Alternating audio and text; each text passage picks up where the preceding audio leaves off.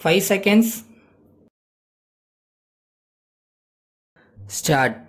மாண்புமிகு பேரவை துணைத் தலைவர் அவர்களே, மாண்புமிகு முதலமைச்சர் அவர்கள் அளித்துள்ள துணை மதிப்பீட்டின் மீது நான் சில கருத்துக்களை கூற விளைகிறேன். இந்த துணை மதிப்பீட்டில் தேவையான செலவுகளை மட்டுமே காண முடிகிறது.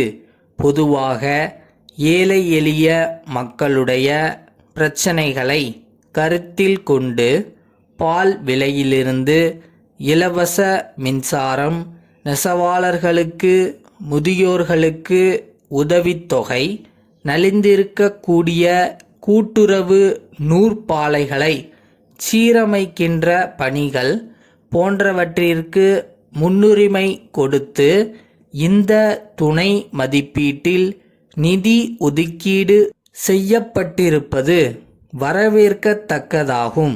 அதுபோன்று மாண்புமிகு முதல்வர் அவர்கள் காவிரி நதிநீர் பிரச்சினைக்கு நிரந்தரமான தீர்வு காண்பதற்கு கர்நாடக அரசோடு சேர்ந்து பாரத பிரதமர் அவர்களிடத்திலே அந்த பிரச்சனை குறித்து பேசி சுமூகமான முறையில் தீர்வு கண்டிருப்பதை நான் வரவேற்க கடமைப்பட்டிருக்கிறேன்.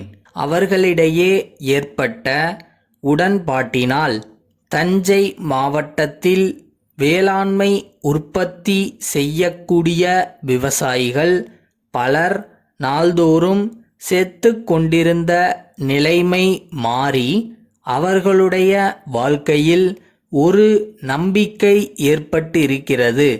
முதல்வர் அவர்களுடைய இந்த முயற்சியை நான் வரவேற்று வாழ்த்த கடமைப்பட்டிருக்கிறேன். அடுத்தபடியாக நெசவாளர்கள் பிரச்சனைக்கு நீண்ட காலமாக தீர்வு காணப்படாமல் இருந்தது. அதற்கு ஒரு குழு அமைக்கப்பட்டு அந்த குழு நலிந்திருக்கின்ற நெசவு தொழில்களை பாதுகாக்கும் வகையில் பரிந்துரை செய்திருப்பதையும் அதை இந்த அரசு பரிசீலித்திருப்பதையும் நான் பாராட்டுகிறேன். அதேபோன்று கடந்த சட்டமன்ற கூட்டத்தில் இந்த அவையிலே மாண்புமிகு முதலமைச்சர் அவர்கள் சட்டமன்ற உறுப்பினர்களின் தொகுதிகளில் அலுவலகம் கட்டுவது குறித்து அறிவித்தார்கள். அதற்குரிய தொகையை உடனடியாக ஒதுக்கித் தர வேண்டும். அவ்வாறு செய்தால் மக்களுடைய பிரதிநிதிகளை பொதுமக்கள் அணுகி குறைகளை சொல்வதற்கு நல்ல வாய்ப்பாக இருக்கும் என்பதை தெரிவித்துக் கொள்கிறேன். மேலும் தமிழகம் முழுவதும் ஆறுகளில் தூர்வாரும் பணி சிறப்பாக நடைபெற்று கொண்டிருக்கிறது. அதிலே முழுமையாக பார்த்தால் பெரிய பணிகளிலிருந்து சிறிய வேலைகள் வரை முற்றிலுமாக இயந்திரங்கள் மூலமாக செய்யக்கூடிய நிலையை நம்மால் காண முடிகிறது.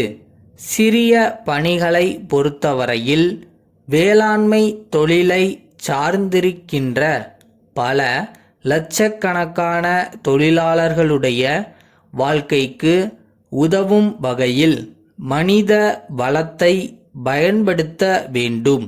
அவர்களுக்கு வேலை வாய்ப்பு அளிக்க வேண்டுமென்று சொன்னால் சிறிய கால்வாய்களை தூர் எடுக்கிறபோது ஆட்களை அந்த பணியிலே அரசு ஈடுபடுத்த வேண்டும். இப்போது முற்றிலுமாக இயந்திரங்களை பயன்படுத்தக்கூடிய நிலைமை இருப்பதால் இதன் மூலம் தமிழகத்திலே வறுமையை போக்க முடியாத நிலைமை இருக்கின்றது. ஆகையினால் சிறிய கால்வாய்கள், குளங்கள், ஆறுகளை தூர் எடுக்கிறபோது மனித வளத்தை பயன்படுத்துவதுதான் சரியாக இருக்கும். ஆகவே எதிர்கால திட்டங்களிலே அதுபோன்று செய்ய வேண்டுமென்று முதலமைச்சர் அவர்களை பணிவோடு கேட்டுக்கொள்கிறேன். திண்டுக்கல்லில் உள்ள கதிரவன் மின்சார பொருள்கள் விற்பனை நிலைய உரிமையாளர், கோயம்புத்தூரிலுள்ள வீனஸ் நீரேற்று மின்சார மோட்டார் நிறுவன மேலாளருக்கு எழுதும் கடிதம். அன்புடையீர், தாங்கள் அனுப்பி வைத்த அதிநவீன மின்சார மோட்டார்கள் அனைத்தும் விற்பனையாகிவிட்டன. மேலும் இவ்வகை மோட்டார்கள் அதிக அளவில் தேவைப்படுகின்றன. ஆகையால் உடனடியாக 20 மோட்டார்களை அனுப்புவதோடு தேவையான உதிரி பாகங்களையும் அனுப்புமாறு கேட்டுக்கொள்கிறேன். அவற்றிற்கு தேவையான தொகைக்கு காசோலை ஒன்று இத்துடன் இணைக்கப்பட்டுள்ளது. விலையில் ஏதாவது மாற்றம் இருந்தால் அதன் விவரத்தை தெரியப்படுத்துங்கள். உடனடியாக உரிய நடவடிக்கை எடுப்பதோடு தங்களுடைய நிபந்தனைகளுக்கும் கட்டுப்படுகிறேன். மேலும் இந்த மோட்டார்களை இயக்குவதில் சரியான பயிற்சி இல்லாததால் பயனாளிகள் சற்று சிரமப்படுகிறார்கள். அவர்களுடைய சிரமத்தை போக்குகின்ற வகையில் தங்கள் நிறுவனத்தைச் சேர்ந்த தொழில்நுட்ப வல்லுநர்களை அனுப்பி பயிற்சியளித்தால் நன்றாக இருக்கும்.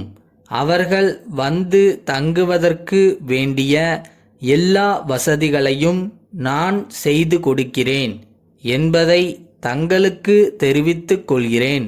தங்கள் நம்பிக்கையுள்ள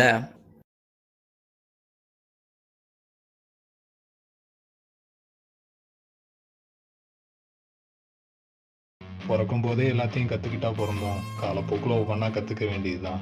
இதுக்கெல்லாம் கவலைப்படலாமாடா அப்புறமா?